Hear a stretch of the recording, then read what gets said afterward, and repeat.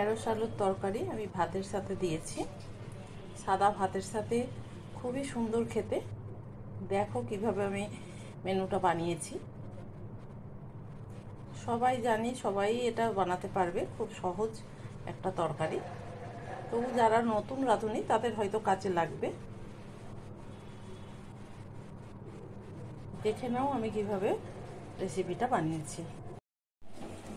ঢেঁড়স, পেঁয়াজ, আলু আমি কেটে নিলাম। পেঁয়াজটা কুচি কুচি করে নিলাম, ঢেঁড়সটা একটু বড় সাইজ করে কেটে নিলাম। একটা ঢেঁড়সকে দুখানা করা আছে।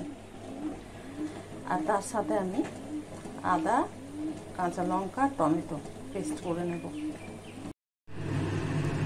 কড়াই বসিয়ে দিলাম, তাতে সর্ষের তেল দিয়ে তেল ভালো করে গরম করে নেব। তেল গরম হয়ে গেছে, ধোয়া বেরোচ্ছে।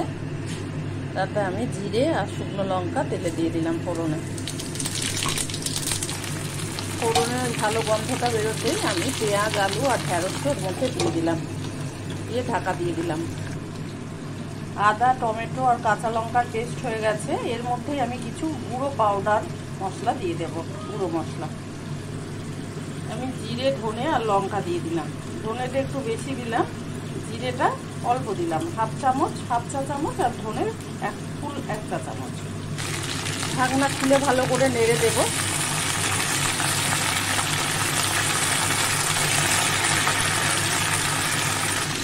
আমি কিন্তু বলে রাখি, ঢেঁড়স খুব চড়া আছে থাকবো, যে কারণে লালাটা বেরোতে পারবে না, শুকিয়ে যাবে, টেনে যাবে।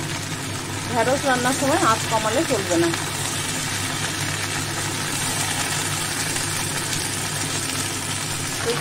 এই পর্যায়ে আমি মশলাটা ঢেলে দেব।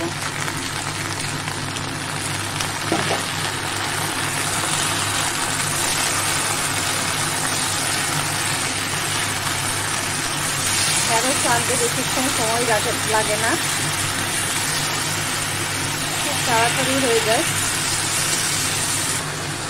আর দিলাম হলুদ গুঁড়ো। আমার ঢেঁড়স কষানো হয়ে গেছে। আমি পাশে একটু গরম জল করতে দিয়েছি, এটা আমি ব্যবহার করব। পুরো মশলা ভাজা হয়ে গেছিল, তারপর আমি গরম জলটা অ্যাড করে দিলাম।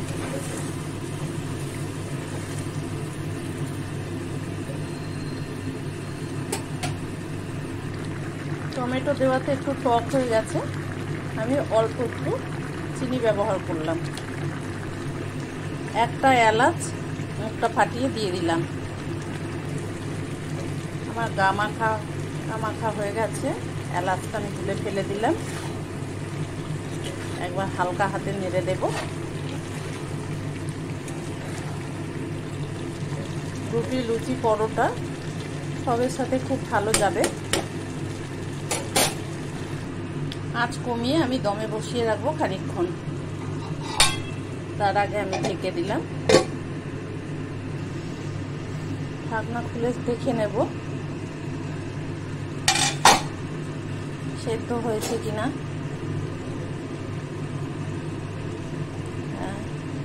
দেখো খুব সুন্দর সেদ্ধ হয়ে গেছে। এই পর্যায়ে আমি গ্যাস বন্ধ করে দেবো, বন্ধ করে নামিয়ে দেব।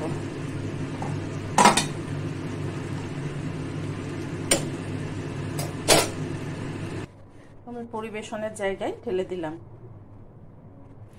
রুটি, লুচি, পরোটা যার সাথে ইচ্ছা তোমরা খেতে পারো, খুবই খেতে ভালো লাগে। নমস্কার বন্ধুরা। ভাতের সাথে আমি দিয়ে দিলাম।